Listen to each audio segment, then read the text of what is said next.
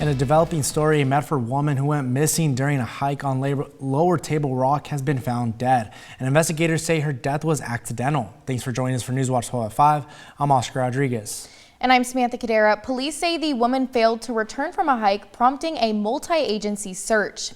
The Jackson County Sheriff's Office confirmed with Newswatch 12 today that a body recovered below the cliffs of Lower Table Rock is that of a 51-year-old Medford woman reported missing after going for a hike December 16th.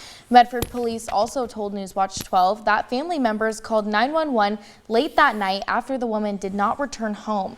Her family had GPS on her phone showing her last location was on Table Rocks.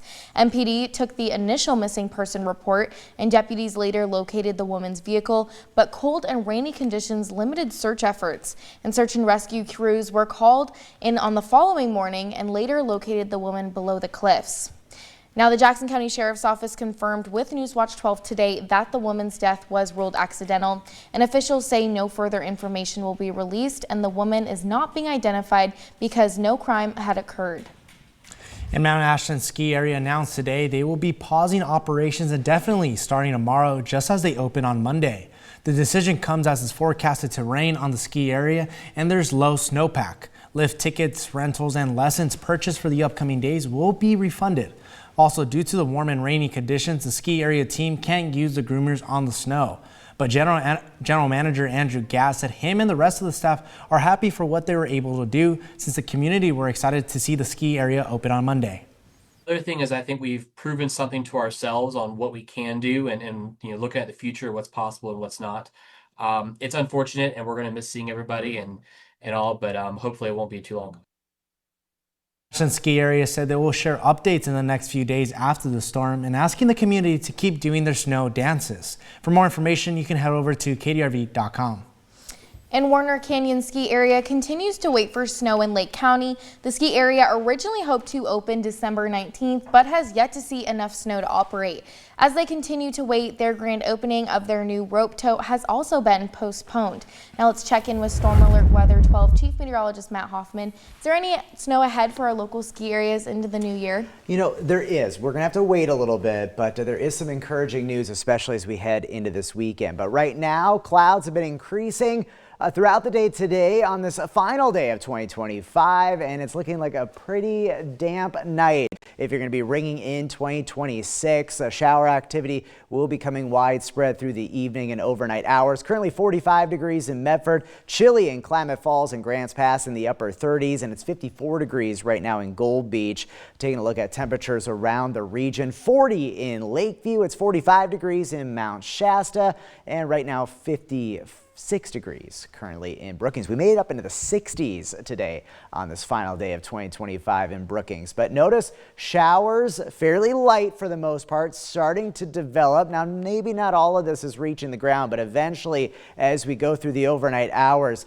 rain is going to become more widespread as this storm system lifts to the north. But with very mild conditions in place, this is all going to mainly fall in the form of rain. Snow levels will be very high into tomorrow, well above 8,000 feet. If you're heading out and about tonight in the Rogue Valley, showers possible this evening, but becoming more and more likely as the evening progresses. Likely going to see some showers for midnight as we welcome the new year. But notice no significant drop in temperatures because of the clouds and the wet weather tonight. Down to about 41 degrees in Medford, 40 in Grants Pass, about 37 degrees in Wairika, and 36 in Klamath Falls. Again, mainly rain tomorrow as snow levels will be awfully high. How much precipitation are we looking at? Well, from now through tomorrow night, as this storm system exits, notice some pretty beneficial precipitation. Most areas between a quarter to a half an inch of rainfall, with some higher precipitation amounts, especially towards the coast and coastal mountains, where we'll likely see up above an inch. And we are tracking more wet weather as we head towards the weekend. But the good news is snow levels will be coming down, and that's going to mean some accumulating snow for our ski areas, but also travel impacts for the holiday weekend. I'll have a closer look at that extended forecast into the new year coming up in just a bit. Sam and Oscar. Thank you, Matt. Well, this morning, the University of Oregon and Texas Tech alumni were able to check out the Green Haven project in Overtown, Miami. In the heart of the Overtown neighborhood in Miami lies the Green Haven Project, a nonprofit that provides free, fresh, and organic foods to the community. And Duck and Raider alumni dropped the football rivalry for the day to come together to volunteer in the local garden, picking weeds, raking soil, and planting seeds, all to improve it.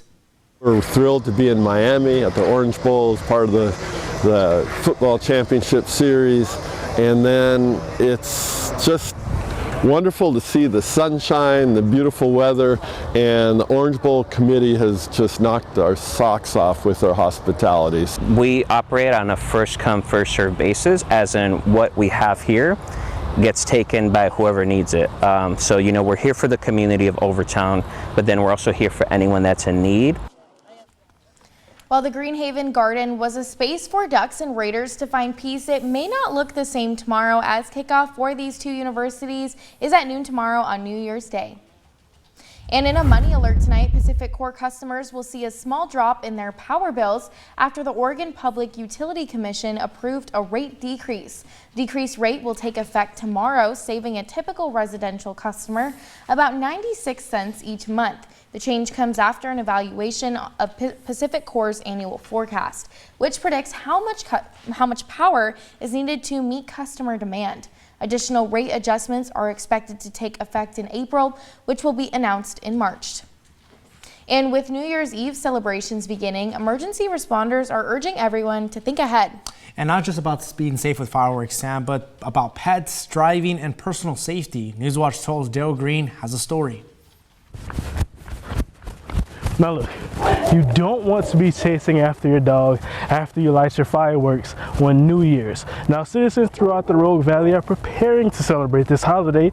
Fire officials say they're on standby, but the Josephine County Animal Shelter says the day after New Year's is one of their busiest of the year. If maybe you leave your animal outside, maybe bring them inside tonight, you might not know how they'll react to fireworks and how close they could be to you. Fireworks are a staple of many New Year's celebrations, but their sudden noise and vibrations can be distressing, sometimes causing pets to panic. Jansen urges pet owners to take extra precautions, including double-checking pet identification in case an animal runs away. If something should go wrong and your pet becomes lost, making sure you report them to animal control or your local shelters right away. Get photos of them posted into Facebook groups, community chats, Nextdoor. Fire officials say while New Year's celebrations don't typically bring a surge in calls, safety should still be a priority. Everything about the safety aspect that we preach about during July still applies when it comes to personal safety. You don't want to hold a firework in your hand for fear that it might burn or blow up on you and cause damage or injury. Beyond the fireworks concerns this time of year or on this particular night is more about the other aspects of hazards that people might encounter. It might be traffic crash related. It might be people who've consumed too much alcohol. In Siskiyou County, personal fireworks are prohibited in incorporated areas of the county. That means no selling, using, or possessing fireworks. Even though it is winter, wildfire still poses a threat. And the best and safest way to enjoy fireworks is to attend a local display put on by professionals. And for families with kids, many didn't want to see their kids keep their kiddos up to see the ball drop at midnight. So Science Works in Ashland came up with a unique way to celebrate a little early that was fun for the whole family. Newswatch 12's Grace Ritz attended that early celebration and has more.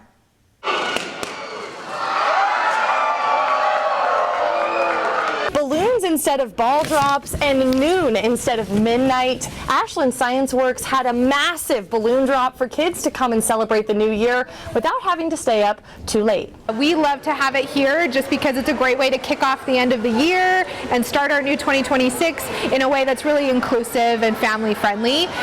We believe that curiosity belongs to everyone, and we want to celebrate in a way where everyone can participate. One family even traveled from Mount Shasta to celebrate the new year early, while also discovering the science all around them. I saw an ad for this and it seemed like something that was fun within driving distance of Mount Shasta, so we decided to head up for the balloon drop.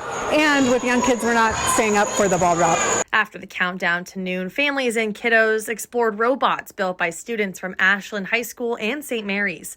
and then put their own engineering skills to the test by designing vehicles for their egg-stronauts in an egg drop challenge. We love getting to a chance to look at their robots. We have a few other community partners here as well, Pollinator Project Rogue Valley, as well as Camp DeBoer, bringing some activities for kids and just a way to really bring the community together. After all the festivities were done, families had plenty of exhibits to explore. I think it's a great way for kids to explore the sciences, learn a little bit about the various types of different sciences, and it's really entertaining and engaging for them. So it's really low effort on my part, which I appreciate. For more information on other events happening at ScienceWorks, you can visit our website. Reporting in Ashland, I'm Grace Ritz. And this year, Newswatch 12 covered thousands of local stories in Southern Oregon and Northern California. From wildfires to flooding and beyond, we've been working every day to bring you the stories that matter. And tonight, we'll take you through some of this year's most impactful stories from across the region and bring you the latest updates from those stories. So be sure to tune in tonight at 10 p.m. to see our final newscast of 2025.